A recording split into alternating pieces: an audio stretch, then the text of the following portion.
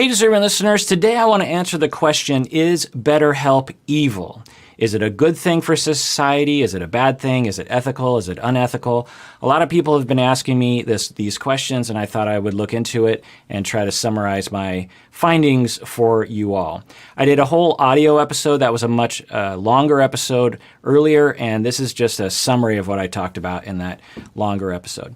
The reason why I'm doing this is because there's a lot of misinformation being propagated over YouTube about BetterHelp and about other online counseling outfits. PewDiePie and other big names on YouTube have been, particularly in the past, a couple years ago, having some very grave concerns about BetterHelp and their practices. And I totally get it, because almost 10 years ago, I looked into similar companies and had the exact same concerns.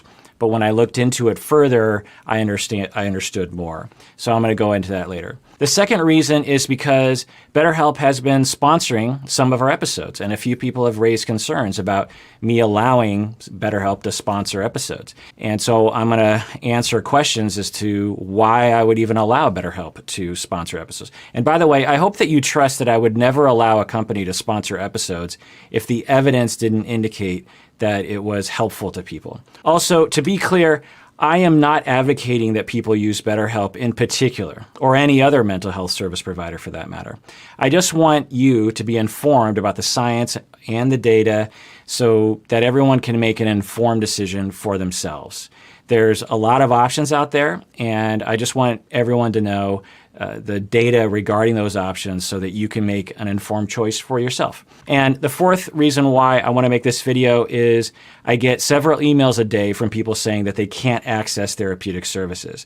We clearly have a problem with connecting clients to service providers.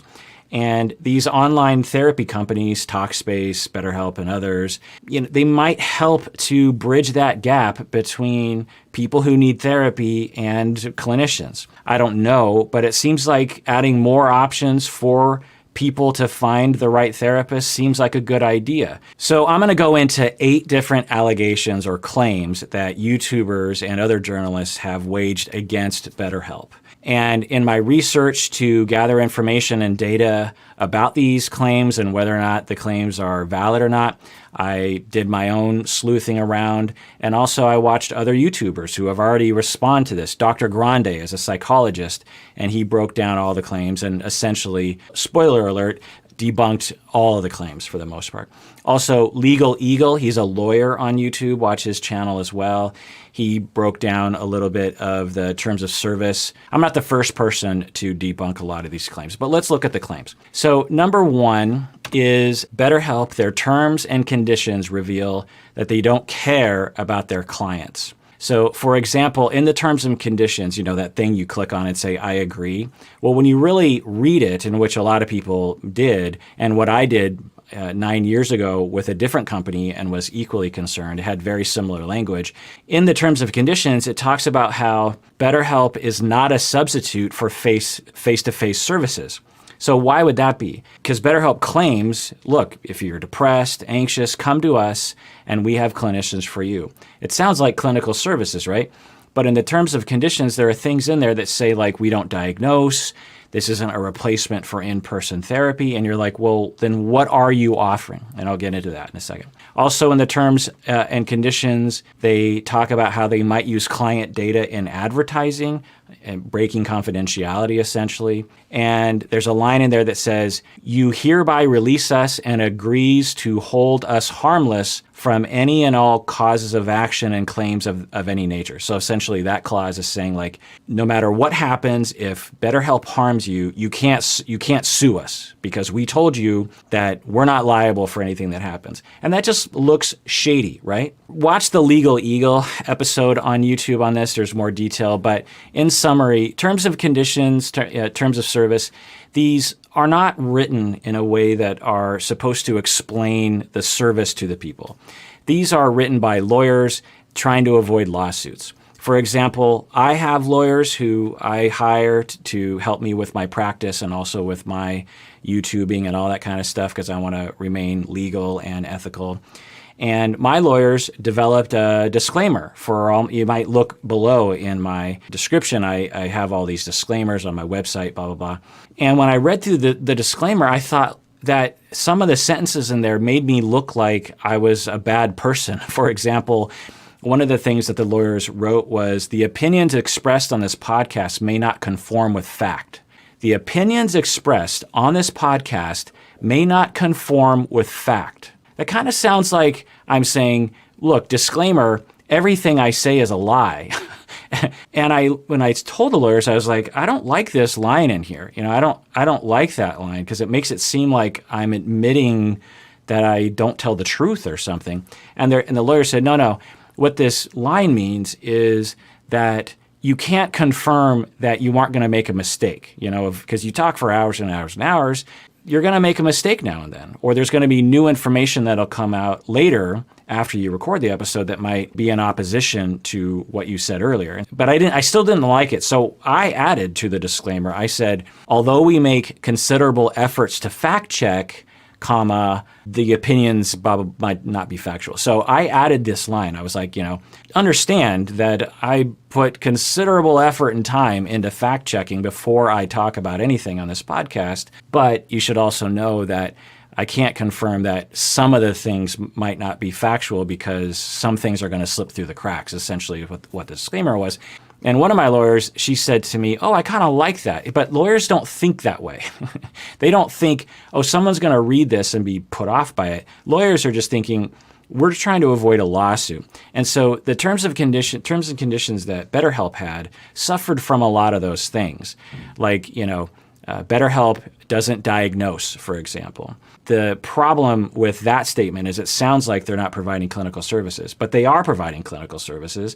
They just don't want to be utilized as a forensic service. And so they're not in the business of say, being dragged into court or writing a report so someone could have a service animal and that sort of thing. BetterHelp is saying, go somewhere else for that sort of diagnosis. But it's confusing if you read it and you don't know what's behind that. And I think that's just a common problem with a lot of these terms and conditions. They're just written very badly. And by the way, Dr. Grande and Legal Eagle look into it, and they both found that there wasn't anything wrong with the terms and conditions. The second claim that a lot of YouTubers had against BetterHelp was that the clinicians aren't necessarily licensed, meaning that the clinicians aren't real clinicians. The terms and conditions said something like, we don't know if our clinicians are licensed or not. It was something along those lines, and it looked really shady. It was like, what? You don't vet your clinicians? Any old person can claim that they're a therapist on your site? What is this saying?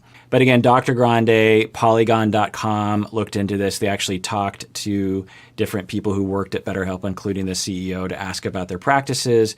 And what they found was that BetterHelp does indeed vet their clinicians quite thoroughly. They do check to see if their clinicians are fully licensed. The terms and conditions just state that, say they lose their license in a week. Well, we're not checking every day to see if someone has or doesn't have their license.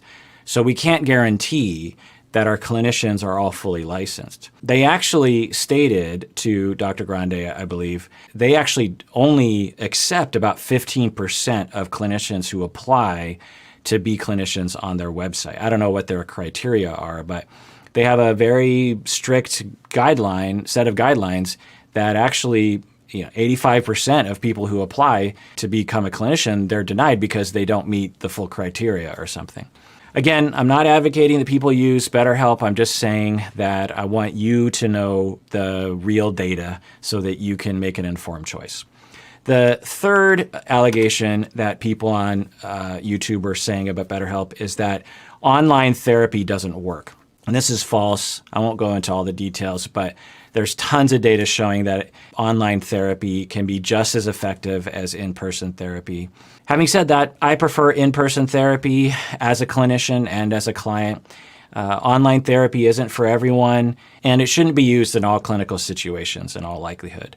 But to add to the variety of options available to people, online therapy is definitely an effective option to look into. The fourth thing that people were saying on YouTube about BetterHelp was that bad reviews reveal that BetterHelp is a scam. And as Dr. Grande points out on his channel, anecdotal evidence is not necessarily reflective of the bigger picture. More data needs to be gathered on BetterHelp specifically for us to know how it compares to other types of service. We would need a random sample to determine the overall satisfaction rate. We shouldn't just listen to anecdotes. Also, when you look at reviews of in-person therapists and compare that to the reviews of BetterHelp therapists, you see a similar distribution curve of satisfaction, meaning most people are satisfied, some people are kind of like, and then there's a minority of people who are like, I hate this service. You find that about probably any mode of therapy delivery. The fifth allegation, text therapy is unethical. This is false. It is not an ethical violation as long as the clinician takes certain precautions and is competent in that kind of therapy. There's a lot of evidence that shows that text therapy can be effective in some clinical situations, like with anxiety or depression. There's a number of studies showing that just text therapy actually does help people, not only in reducing symptoms, but for a third of the people in this one study I saw, it actually full remission in the diagnosis. Also, to be clear, BetterHelp uses text, but only to enhance their video sessions that they have. The sixth allegation out of 8 is that clinicians don't show for appointments. There are some anecdotal reports that seem credible that some of these BetterHelp clinicians just aren't even showing up for appointments, which is very, very concerning to me. I'm a very punctual person, and when I have a supervisee who does this sort of thing, like, I let them have it because your clients depend on you. You can do a lot of damage. People have abandonment issues, and it's just professional service, be on time. So it seems as though some BetterHelp therapists are not showing up. Dr. Grande looked into this as well, and he found, it was reported to him that it happens less than 5% of the time, which according to Dr. Grande is similar to in-person therapy. Now, that's still a concern. If you have therapists in any venue, BetterHelp, in-person, whatever, less than 5% of the time therapists aren't showing up, that's a problem. But it's not a problem just with BetterHelp. It's a problem with all sorts of places. The seventh allegation is that they arbitrarily reject clients for no reason. And there are some angry accounts of people saying, I signed up on BetterHelp to get service, and they rejected me as a client. BetterHelp reports that they actually refer out about 15% of people who sign up because BetterHelp acknowledges the limitations of their model of service. Common reasons for referring someone out are suicide risk and addiction, which makes a lot of sense. And the eighth allegation is that BetterHelp dictates how clinicians will treat clients. This is false. The clinicians on BetterHelp are free to determine their own treatment of their clients, so they don't dictate anything. All right, so in conclusion, don't believe everything you see on the internet or YouTube, including me. Do your own research. Also, listen to the experts, especially when they provide empirical data. For example, I doubt that PewDiePie is an expert on online therapy ethics and outcome studies. Number 3 is know that terms and conditions may not be a good guide for the way a company actually behaves. You actually have to look into their policies to understand how they operate. Also, are there problems with BetterHelp? Probably. There probably are problems with BetterHelp, but believe me, there are problems with any mental health service agency. I've been working in mental health for 25 years. I could tell you stories about in-person mental health service agencies doing terrible things. It doesn't excuse it. It doesn't make it okay. It just makes it unfortunately normal that any agency is going to have some problems. The last thing here is that if you need therapy, get therapy. Anyone who watches my channel knows I'm constantly talking about if you need a therapist, get a therapist. You deserve that. And all I'm saying is that BetterHelp might be one of the many options available to you that you could consider. If you don't want to do online therapy, if you don't want to do BetterHelp, don't do BetterHelp. Do something else. There's so many other places you can find a therapist. Call your medical insurance. Talk to your physician. Ask around. Post on Facebook and say, does anyone know of a good therapist? But the point is, my mission in life is to try to make the world a better place. And I deeply believe that one of the ways that I can do that is to advocate that for people who need therapy or who want to talk to someone, that they get a therapist. Everyone deserves that. The experiences that I've had in therapy have been priceless. I don't know where I would be without that therapy in the past. So get a therapist. You deserve it. And everyone out there, please take care of yourself because you deserve that as well.